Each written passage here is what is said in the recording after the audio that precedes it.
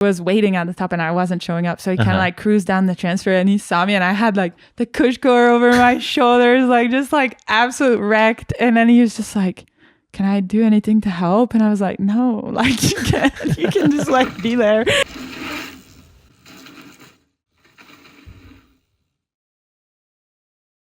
All right, let's hit up Whistler 2022. Yeah, is that? Yeah, it's 2022. Yeah. Talk us through that one. Whistler 2022 home race, love it. Please, Lord, like my dream is to have an EDR in Whistler before I retire. And honestly, time is running out. Like, I'm definitely going to be racing full tilt next year. So yeah. Fingers crossed. Chris Paul, if you're listening. Yeah, I know they're doing everything they can to make this series go overseas. It's just, in a sense, like COVID hit athletes, but COVID also hit the event organizers across the world. So and the sport, the industry, right? Like, we're still recovering. Yeah, we had the big boom. Now we bounce back through the low. But so yeah, that would definitely be my dream. So in 2022, very happy to have a race in Whistler. Still on the Rocky Mountain program then. So we have Jesse and Remy and my mom and brother are there to watch. We start with 2 stages on Blackcomb, unreal tracks. Like, it's just, in a sense, I was thinking about Morgan Shar, who won Cone Bleu last week, and the way she talked to me at the finish line, like I was so happy. Like, it was drifting, I was hooking, it was perfect. Like, and that's like exactly how you feel as a Canadian racing Whistler, I think, because it's like what you know. And so yeah, just super excited. And then we were on a ride in Squamish the week before, and it's a bit drier than I expect, and I just overcook it in a turn. I crash and I do the other ankle. Oh, no. Yeah, same noise, same vibe, golf ball size ankle. And then I'm just like, nah, like, you gotta just be joking right now. But at the same time, I'm also like, oh, I know I can do this. Yeah, we've been here before. Yeah, go get an x-ray, whatever, same old story. So yeah, and a bit of a better turnaround. Like, it's not like the night before the race. Okay. So it's a week before.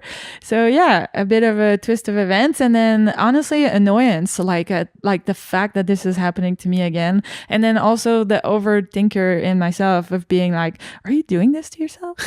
Like, what's going on? And then yeah, so microclimate, I think, was the first stage. Yeah.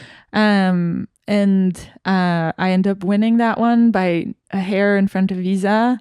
So I was like, okay, like, this can work, but yeah, definitely not like your magical home race. I did a few mistakes along the day as well.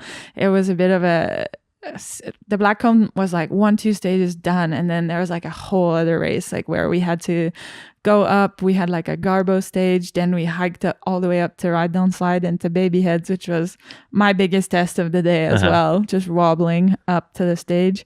But on stage 3, which was, I think it was like misfire to delayed fuse or something like that, my chain guide was weird at the start, just like 5 riders before I drove. So I like panicked a bit, worked on my chain, put it back, and then forgot to put my clutch on. Oh, no way. Yeah. And that's just like such a peewee mistake. You do it once, but then I drop in and I'm like, and I hear it and I'm like, it'll be fine. And my own fault, but my chain ended up dropping into delayed fuse, which is like pretty technical and like ends with a little bit of pedaling onto a flow track. And I was like, no way. So I actually finished 3rd on that stage because I think I was so focused on cornering and keeping my speed up. Yeah. And then honestly, I got to the bottom of that and I was like, I can do anything. Yeah, if you can smash 3rd with no chain. Yeah. So it was that energy of just like absolute fuel where you're just like, okay, I can do anything. Like, let's go. Like, bring on the next thing. And then go up to Ride Down Slide. Ride Down Slide. It's a super hot day. It's a pretty hard race for everybody, I think. And ride Down Slide, and I get this weird feeling of like lots of traction, and then I'm just like, nah, like no, it's fine. Ignore it. And honestly, as you can probably tell by the time we're in this podcast, I overthink quite a lot. So I'm like, you're just thinking that, like, you don't have your tire's not losing air. Like, you're just thinking that, whatever, keep going. And then I get to the bottom, and then we have to hike back up to 1199, and transfers were pretty tight that day. So because of the reseed from pro stage, I guess I started last. So get to the bottom, the girls are there, and then I just go to fill my bottle, and I go to start the transfer, and my tire's flat. And then everybody's like, are you okay? Can you? And I was like, yep, I'm fine. Don't worry. And just like immediate solution mode. And then I just like try to fix my tire, put my tube in. My tube that I was carrying for God knows how many races had a hole in it. So I have like insane arm pump from Ride Don't Slide. And then I take it back out. Adrian Dai, I think, ends up fixing my flap, but I've already lost like 10 minutes because there's a delay between top man and female. So fix my tire, whatever. And then my buddy McKay actually shows up, and like, it's like a movie moment of my life for sure. Like, grabs my chin bar and he's like, you're not losing this race on this transfer. And then I was like, holy heck, I'm still leading? Like, what the fuck? I guess we forgot to talk about pro stage, because there was pro stage of that race too, and it was 1199. Okay. And Hattie had won. Oh no, I think I had won, but we were I think I was second on pro stage, and it was just the big drops and everything. So that race was just so cool. Anyway, I'm like smashed at this point, and we're trying to walk up this transfer pedal walk, and I'm just like completely out of it because everything's hitting me. I'm like, my ankle barely works. I had a flat. I dropped a chain. I have to do this transfer with like 10 minutes off, and we've been tight all day. And then Jesse and McKay and Jose Borges ended up like kind of pushing my bike, like pushing me, like really like cheering me on the whole time. And Thomas Vanderham, who in those years, like, we became super tight, and he helped me with my riding quite a bit. And I never thought I would get him to agree to come to practice an EDR with me, but I ended up pitching it to him because I had hired him as like a bit of a technical coach over the winter.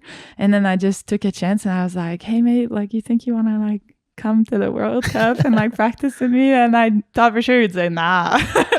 And he ended up coming, and we had done all the practice together, and he was waiting at the top, and I wasn't showing up. So he kind of like cruised down the transfer, and he saw me, and I had like the Cushcore over my shoulders, like just like absolute wrecked. And then he was just like, can I do anything to help? And I was like, no, like you can just like be there. And then he was just like, and I looked at him, I was like, that's like enduro rock bottom right here. This is as bad as it gets. And we don't know if we're making this transfer still. So we're going as hard as we can. And then we get to the top, and there was a course hold. So we have actually like a 30 or whatever minutes delay. And I make it. So I'm just like, okay. And then I just rest. We pump up my tire to make sure, because there was the big step down, the ruck gap. And I was like, I don't want to flat again, and then all the bike park as well. So I drop in, and then my race run in the pro stage, which was 1199, was super hectic. Like the start was super wild, like not perfect at all. And I was like, let's just ride. And at this point, I know I've been here. Like I've had a busted ankle, and I was leading a race in 2021 in Latrell. And I was like, you didn't believe in yourself then, like believe in yourself now. And then all the girls are kind of like, oh, like repeat, like, and I remember like Bex looking at me and being like, yeah, like you got this. And then I was just like, oh, I know. And then so at this point, I'm really trying not to make the same mistake I made. I was like, you're enough. Oh, so corny. Like, you're enough. You should believe in your riding. What you're putting on the track is good. And I'm just ready to have like a good run.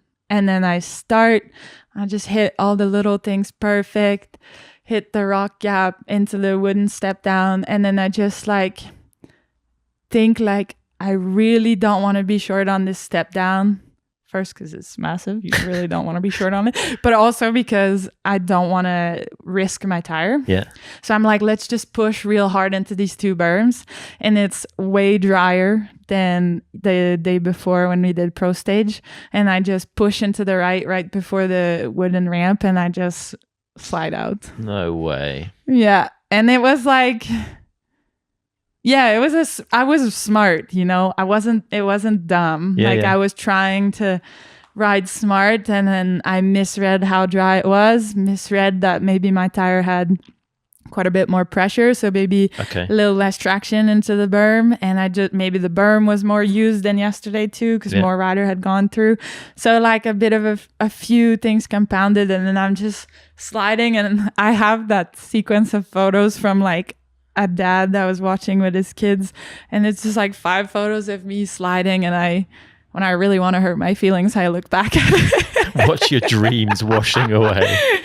Yeah, and then I just like, yeah, it was like just not even like, you know, the first time I stood up and I was like, well, you're really not doing this time. But then it was just like, no, like no way. And then I was just like, I'm cursed. Like, and then I'm like, what the hell, you know? And so I go back, I keep going. I think Hattie catches me a bit down, and then I'm like, well, definitely not winning.